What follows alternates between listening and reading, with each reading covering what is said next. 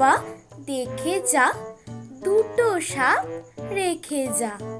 যে সাপের চোখ নেই, শিং নেই, নখ নেই, ছোটে নাকি হাঁটে না, কাউকে যে কাটে না, করে না কো ফোঁস ফাঁস, মারে না কো ঢুস ঢাস, নেই কোনো উৎপাত, খায় শুধু দুধ ভাত।